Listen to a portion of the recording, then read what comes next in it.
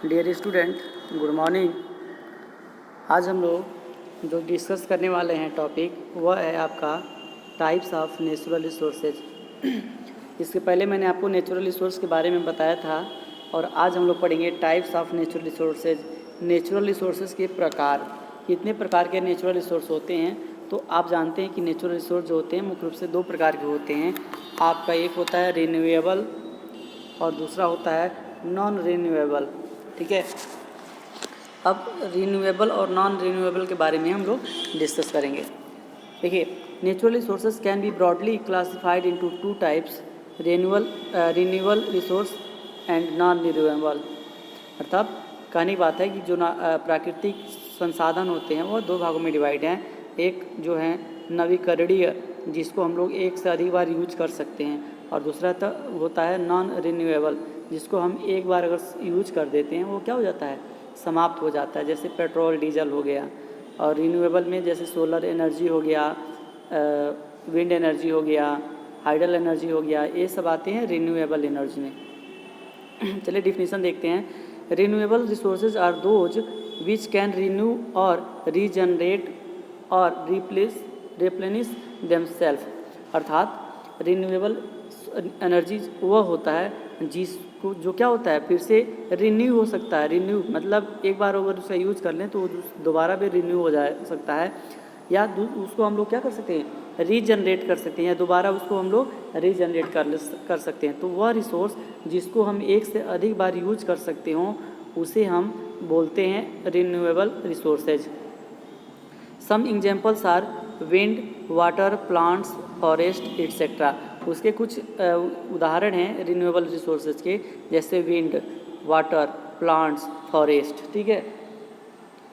Most renewable sources are accessible if we use them faster than they are renewed. अर्थात कुछ ऐसे resources होते हैं रिन्यूएबल जिसको हम यूज करें तो वो बहुत तेज़ी से उसका निर्माण होता है। They are renewed by their own natural cycle. और ये रिन्यू कैसे होते हैं, तो इनका साइकिल होता है, इनका जो नेचुरल साइकिल होता है वह अपने नेचुरल साइकिल के माध्यम से रिन्यू हो जाती हैं natural resources. For example, oxygen in the air which is consumed during respiration is replenished by the photosynthesis.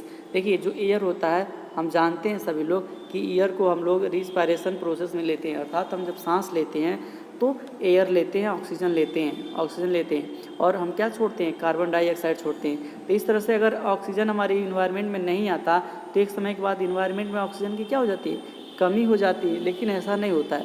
जो प्लांट्स होते हैं वह फोटोसिंथेसिस के माध्यम से बहुत सारा ऑक्सीजन का निर्माण कर देते हैं हमारे इन्वायरमेंट में। तो इसी को बोलते हैं नेचुरल साइकिल किसी भी रिसोर्सेज का।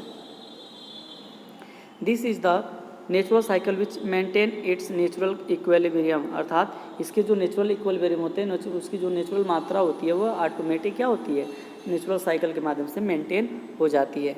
Another example is nitrogen which forms a whittle part of all living beings in the form of proteins. और आप जानते हैं नाइट्रोजन जो हमारे लगभग इन्वायरमेंट में 78% के आसपास है, और इसका भी हम आसानी से नेचुरल रिसोर्स के माध्यम से क्या हो जाता है, मेंटेन हो जाता है।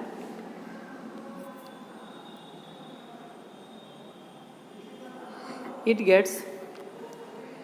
gets transferred from one species to another and is finally released into the atmosphere। देखिए, जो नाइट्रोजन होता है वह एक ऑर्गेनिज्म से दूसरे ऑर्गेनिज्म में ट्रांसफ़र होता रहता है, और ऐसे ट्रांसफ़र होते होते वह अपना जो नेचुरल साइकिल के माध्यम से जो इन्वायरमेंट में जितना उसका होना चाहिए जितना परसेंटेज, वो अपने आप को मेंटेन कर लेता है। कौन, nitrogen. This is also a natural cycle which constantly renews the supply of the nitrogen. और इस तरह से वो अपना नाइट्रोजन सप्लाई को मेंटेन कर लेता है। In a natural cycle there is no loss और डिसेप्शन ऑफ एनीथिंग। और जो इस नेचुरल साइकिल में जो होता है उस किसी प्रकार का लॉस नहीं होता है। अर्थात ऐसा नहीं कि उनको एक अपने क्वांटिटी को मेंटेन करने के लिए उनको किसी भी प्रकार का लॉस होता है नेचुरल रिसोर्सेज को, ऐसा नहीं है।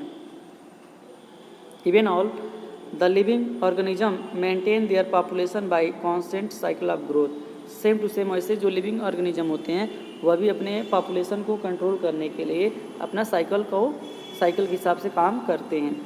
रिप्रोडक्शन एंड डेथ, जैसे मान लीजिए हमारे सोसाइटी में एक रिप्रोडक्शन होता है, उत्पत्ति होती है, और दूसरा होता है डेथ।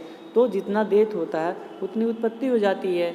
नए नए मान लीजिए जितने वृद्ध लोग मरते हैं ओल्ड एज में, उतने हमारे नए बच्चे आ जाते हैं। इस तरह से जो मैन लोग होते हैं, जो आदमी होता है, वो अपना पॉपुलेशन को कांस्टेंट कर लेता है या मेंटेन कर लेता है।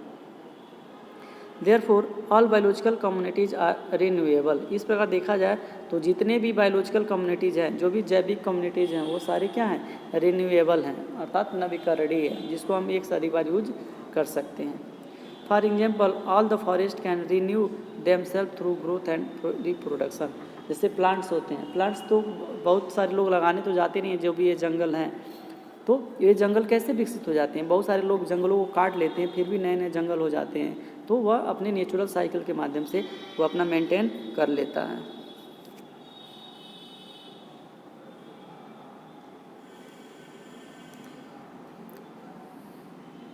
Non renewable resources can not be replenished at the speed at which they are consumed और can not be regenerated at all. देखिए, और नॉन रिन्यूएबल जो होता है, नॉन रिन्यूएबल मतलब जिसको अनवीकरणीय बोलते हैं, वह एनर्जी होता है जिसको हम एक बार यूज करते हैं वो क्या हो जाता है? ख़त्म हो जाता है। जैसे पेट्रोलियम हो गया, कोयला हो गया। तो यह ऐसे सब रिसोर्सेज हैं जिसको हम एक बार यूज कर दें तो यह बहुत ही तेज़ी से नहीं बनते, इनको बनने में करोड़ों अरबों वर्ष लग जाता है। ठीक है, तो ये भी बनते हैं, लेकिन इनका जो टाइमिंग पीरियड है ना, वो बहुत लंबा होता है, बहुत लंबे समय में ये रिन्यू होते हैं। तो इसलिए इनको नॉन रिन्यूएबल में बोला जाता है। यह एक बार ख़त्म कर देने के बाद जल्दी से बनते नहीं हैं। जितना मान लीजिए 100 ग्राम खर्च होता है ना, मान लीजिए इसको समझने का प्रयास करिए। अगर मान लीजिए कोई नॉन रिन्यूएबल रिसोर्स है 100 ग्राम, तो इसको खर्च होने में मान लीजिए 2 साल लगा, 2 साल, तो इसको बनने में जानते हैं 2000 साल लग जाएगा। इसको बनने में 2000 साल लग जाएगा। खर्च होने में 2 साल लगा, लेकिन इसको बनने में 2000 साल लग गया, इससे भी अधिक लग सकता है। इसीलिए इसको नॉन रिन्यूएबल रिसोर्स के रूप में जानते हैं। जबकि रिन्यूएबल था, मान लीजिए 10 वर्ष में ख़त्म हुआ तो 15 वर्ष में बन जाता था, 10 वर्ष में बन जाता था, या उसी टाइमिंग पीरियड में बन जाता था।